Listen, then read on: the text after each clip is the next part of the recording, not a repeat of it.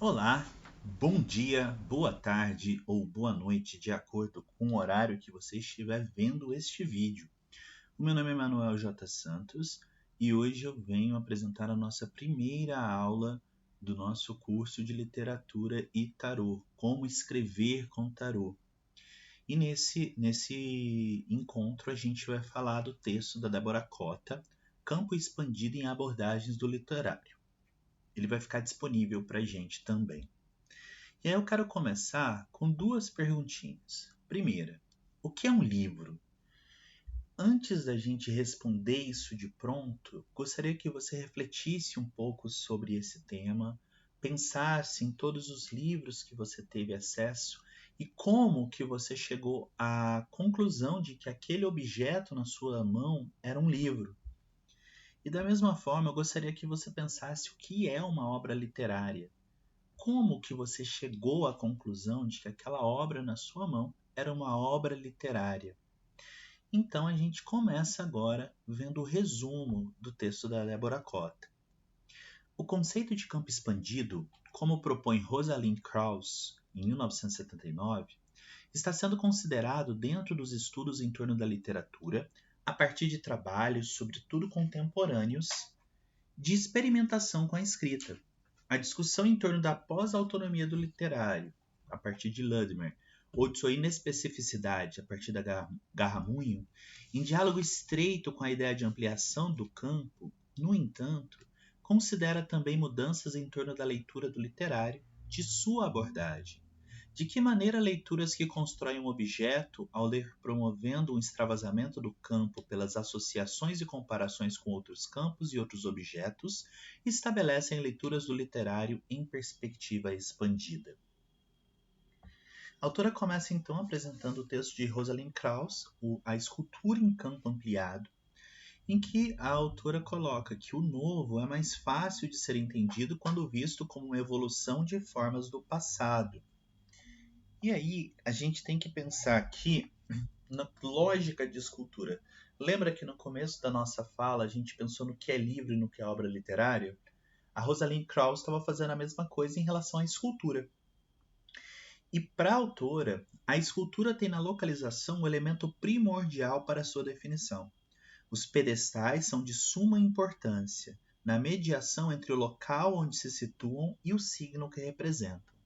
Posteriormente, no modernismo, a escultura autonomiza-se, desligando-se do pedestal, ou seja, deixa de ser vista como um monumento fixo e com função definida. E aí eu trago duas esculturas, ou melhor, dois temas escultóricos para que a gente possa dialogar. O primeiro é o Davi, do Michelangelo, e o segundo é o altar-mor da Igreja de São Francisco de Assis de Ouro Preto.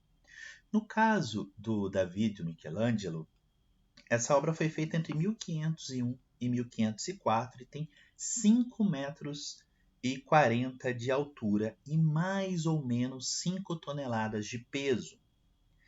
Essa obra foi encomendada primeiro a outros escultores, a Duccio a partir de 1463, mas o contrato foi desfeito quando o Donatello morreu em 1466, 3 anos depois.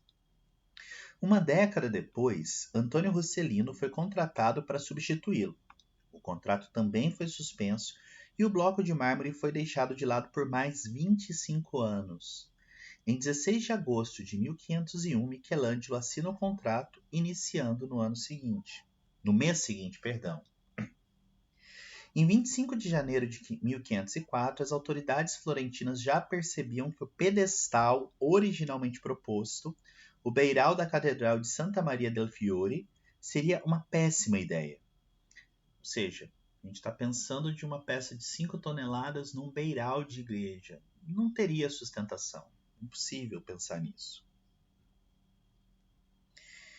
As autoridades propuseram então 2 locais. A Loggia del Lanzi ou a entrada do Palácio del Signoria, ganhando esse último. Então, ficou no Palácio da Signoria. Em 1873, a escultura foi trasladada para o interior da Galeria de Belas Artes de Florença. E a gente tem que pensar em todo esse processo, né, da construção de um espaço adequado para essa escultura. Essa escultura já é, por si só, uma referência, né, uma obra-prima no que tange à representatividade deste tema. Até então, Davi tinha como contraponto a presença de Golias, seja já decapitado, então Davi vitorioso, seja pronto para o combate, mas aqui é a cena anterior ao combate, o momento em que Davi percebe que o ato dele é irreversível, que ele já havia desafiado o gigante. Então, aqui a gente tem toda a magnitude de um indivíduo inferior em tamanho, inferior em peso e inferior, inclusive, em técnicas de combate. A gente está falando de um pastor de ovelhas que desafia um guerreiro de armadura completa. Então, essa peça também representa o triunfo do fraco sobre o forte. E isso ganha mais corpo quando essa estátua é colocada voltada para Roma. E daí a gente tem essa coisa de que o lugar, né, o ponto onde a escultura fica, ela gera um efeito de sentido em relação ao seu entorno a partir desse local, desse pedestal. E aí a gente pensa também aqui nesse altar barroco. Essa que é a igreja síntese do barroco mineiro. Ela tem o forro da Capela Mor feito pelo Manuel da Costa Taide e o projeto arquitetônico e ornamentação interna feita pelo Antônio Francisco Lisboa, né, o Aleijadinho. E o que eu quero trazer aqui para a gente é menos sobre a arte produzida por esses grandes artistas e mais sobre a localização de duas imagens aqui. Se a gente está falando que a igreja é de São Francisco de Assis, esperava-se que São Francisco de Assis estivesse no ápice do altar-mor. Mas isso não é verdade. O que a gente tem aqui é Nossa Senhora da Porciúncula, que inclusive é a representação do forro da Capela-Mor. Então, perdão, do forro da nave. Então, quando a gente se dá de frente com a pintura do Ataíde, com o orago da igreja no forro da nave, e a gente olha para o altar-mor, Nossa Senhora da Porciúncula está no ponto mais alto. São Francisco de Assis está em destaque, ele está nesse altar. Mas é Nossa Senhora da Porciúncula que está no topo deste altar. Então a posição, o que eu gostaria de trazer, o que eu gostaria de referenciar é que a posição da imagem, da escultura, ela gera efeitos de sentido que são determinantes do seu impacto sobre o leitor. Só que quando a gente está diante da escultura moderna, da escultura pós-moderna, isso muda. A gente vai ter o quê? A escultura passa no modernismo a desenvolver uma certa complexidade na relação que estabelece com dois elementos primordiais, a paisagem e a arquitetura, sendo analisada pela perspectiva negativa, ou seja, a escultura é uma não arquitetura e uma não paisagem, pensando tanto no impacto que a escultura tem no monumento, no prédio, como a gente viu lá na questão do altar da Igreja de São Francisco de Assis de Ouro Preto, como também se a gente pensa em jardins, em construções externas, a escultura é a não paisagem, ela não dialoga diretamente com aquele espaço, ela não pertence àquele espaço. O diálogo se constrói pela diferença. Já na pós-modernidade, há uma ampliação do campo relativo à escultura. As obras não estão presentes apenas na forma negativa como na positiva. A escultura em campo ampliado, portanto, incluiria paisagem e não paisagem, arquitetura e não arquitetura, alargando assim suas possibilidades de manifestação. Vamos observar então essa obra. Eu coloquei aqui duas fotos, são as duas fotos que a gente tem no trabalho da Rosalind Krauss. Isso é ou não é uma escultura? O que a gente pode dizer desse espaço? Vamos ver o que ela mesma diz sobre essa obra. O único sinal que indica a presença da obra é uma suave colina, uma inchação na terra em direção ao centro do terreno. Mais de perto, pode-se ver a superfície grande e quadrada do buraco e a extremidade da escada que se usa para penetrar nele.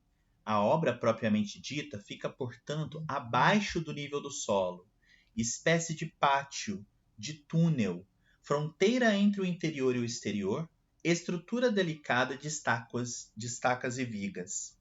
Perímetros, pavilhões, decors de Mary Miss, 1978, ou seja, um ano antes da escrita do texto, é certamente uma escultura, ou mais precisamente um trabalho telúrico.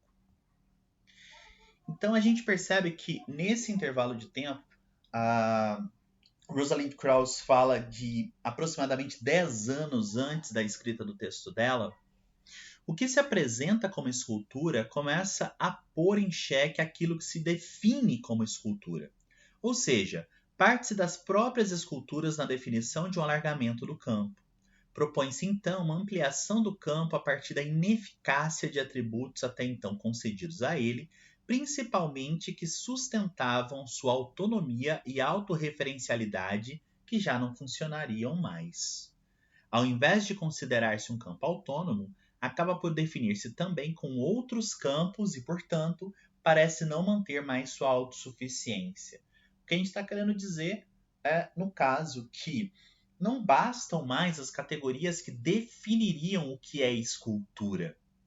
A gente passa a ter a necessidade de buscar um referencial no diálogo entre os campos utilizados para a construção de um determinado objeto.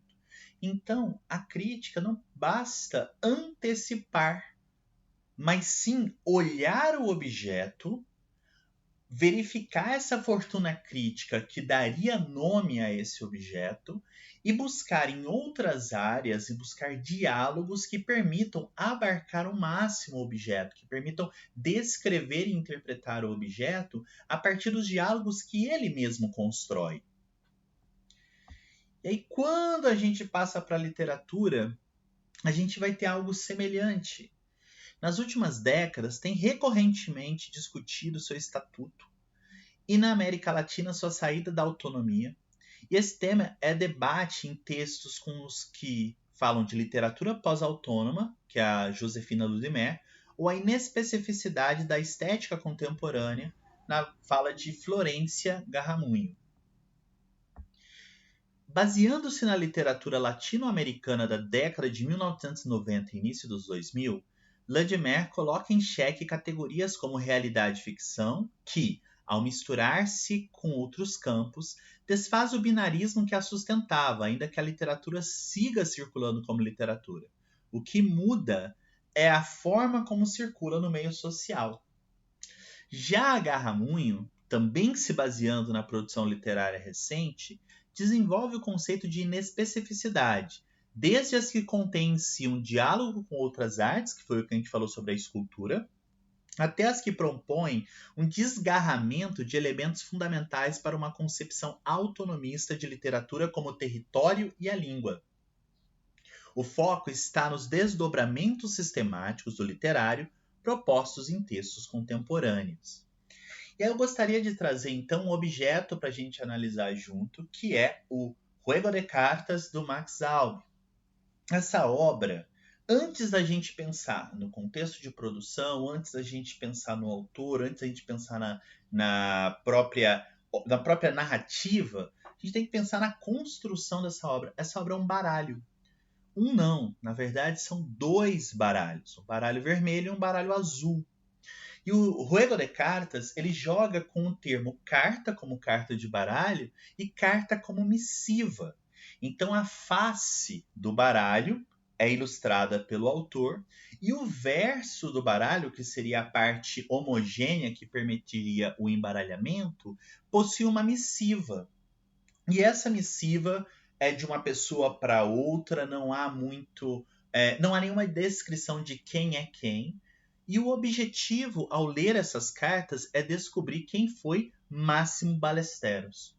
Então a gente não tem nenhuma outra informação senão o próprio texto dessas cartas. A gente constrói uma referência de quem foi Máximo Ballesteros a partir da relação entre essas cartas, que ao mesmo tempo que são missivas, são também cartas de baralho passíveis de embaralhamento e jogo.